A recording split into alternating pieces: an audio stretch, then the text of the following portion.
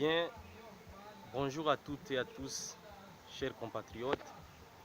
C'est le comportementaliste Osei Hassan Hiroshingura. Aujourd'hui, je vais vous parler concernant les origines et l'histoire, la véritable histoire et racines de Moïse Katumbi Chapwe. L'histoire commence à 1500, 15 siècles avant notre ère, et l'histoire commence très loin des frontières congolaises, au Togo. Les peuples togolais avaient connu une très grave sécheresse chez eux, et puis ils ont choisi bien de s'immigrer partout en Afrique. Il y a ceux qui sont immigrés au Nigeria, il y a ceux qui sont immigrés au Cameroun. Bon.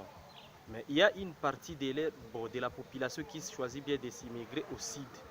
Parmi ceux qui ont choisi le chemin du sud, il y a ceux qui sont installés au nord de l'Angola. Et ensuite, ils ont poursuivi leur chemin jusqu'en RDC en traversant l'Empire Katanga. Ils s'est installé juste au site Kivu, dans le territoire de Mwenga. Bien. Ensuite, après 100 ans, d'avoir vécu très longtemps dans le territoire de Mwenga, il y a ceux qui sont décidés de traverser le lac Tanganyika de l'autre côté pour aller s'installer de l'autre côté du lac Tanganyika. Parmi eux, il y a ceux qui sont partis au Zambie et il y a les autres qui sont partis à Mozambique, dans les provinces de Nampula. Au Mozambique, au nord de Mozambique, les gens de Nampula, on l'appelle les Makua. Parmi eux, il y avait un esclave Makua qu'on avait amené jusqu'au Japon. L'esclave qu'on avait amené au Japon, on l'avait élevé dans l'empire des samouraïs. Bien. Il y a les autres qui ont poursuivi leur chemin jusqu'à Tabora, une province de Tanzanie, province du centre de Tanzanie. Les groupes de gens qui sont partis au Tanzanie, c'est le seul groupe qui nous intéresse. Il y a ceux qui sont restés à Kigoma, on les appelle les Bembe de Kigoma. Et il y a les autres qui sont partis à Tabora, au centre de Tanzanie. Maintenant, c'est le seul groupe qui nous intéresse. C'est là où commence l'histoire du roi Msiri. Les gens qui sont partis au Tabora, c'est appelé les Banyamwezi. Les Banyamwezi là, ils rendaient compte au roi des Zanzibar. C'était les commerçants de transition de l'intérieur de Tanzanie, de l'intérieur du continent vers Zanzibar pour amener des produits, des marchandises, pour amener des marchandises dans les pays des Arabes. Les Banyamwezi, c'était des marchands des esclaves, des marchands de cuivre. Bon, pour tous ces marchandises qui marchandaient à cette époque-là, ils rendaient compte au roi des Zanzibar, les sultans des Zanzibar. Cette histoire commence avant 400 ans, avant que Dar es Salaam existe. Bien. Le père du roi Msiri était un marchand de cuivre. Ensuite, que le père du roi Ngelengwe, alias Msiri, était parti au Katanga avec Msiri lui-même. Il était parti avec lui pour faire des marchandises, pour lui montrer comment vont les affaires. Maintenant, c'est à cette époque-là que Msiri avait admiré les terres katangais. Parce que là, il y avait beaucoup de gens et ça lui intéressait pour faire les esclaves et il y avait du cuivre aussi. Donc, pour dire que avant les Blancs, au Congo, il y avait déjà une industrie du fer et du cuivre. Et on avait déjà des armes à feu. Donc, après avoir retourné chez lui, au Banyamwezi, alias Msiri avait décidé lui aussi il avait demandé la permission à son père de retourner encore, de lui donner des hommes et de retourner encore au Katanga. Quand alias Msiri avait décidé de rentrer encore, il avait rencontré le peuple Garagaz avec beaucoup de difficultés, ils avaient beaucoup de problèmes, il avait une épidémie de variole et il avait beaucoup de problèmes avec les voisins ennemis. Alors, alias Msiri avait vacciné toute la population et il avait vaincu la guerre. Il avait frappé tous les voisins ennemis et puis il avait crié à haute voix, il avait dit que Mimi Msiri.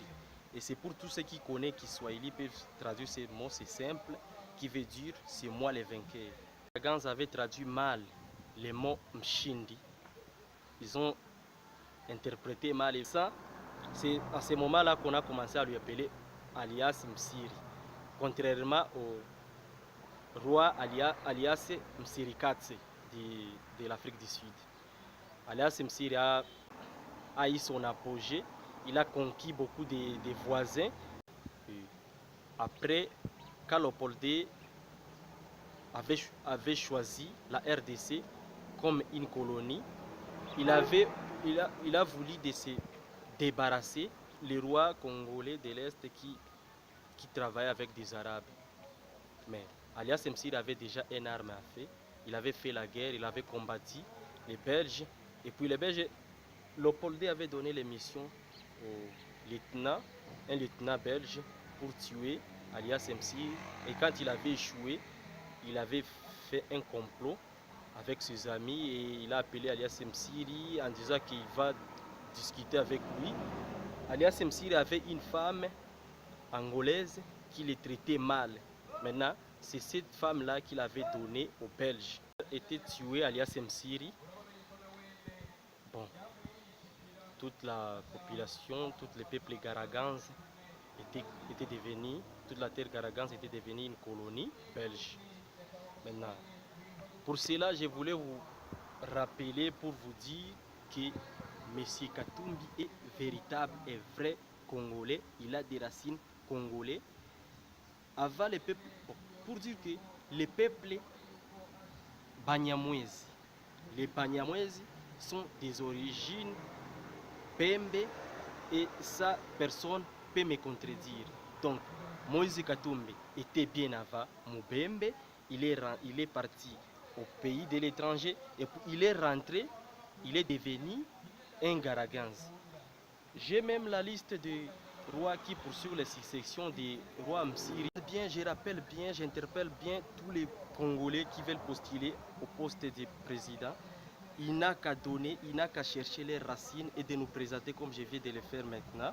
Parce que moi je sais bien et j'ai creusé bien. Tout ce que j'ai creusé est vrai et je suis prêt, je peux le prouver. Moïse Katumbi est bel et bien congolais d'origine Munyamwezi. Les Banyamwezi sont d'origine congolais de l'Est, du Sud Kivu. Les Babembe, avant, ils étaient dans les territoires de Mwenga. Maintenant, ils ont leur propre territoire de Fizi.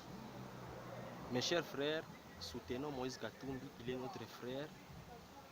Il est notre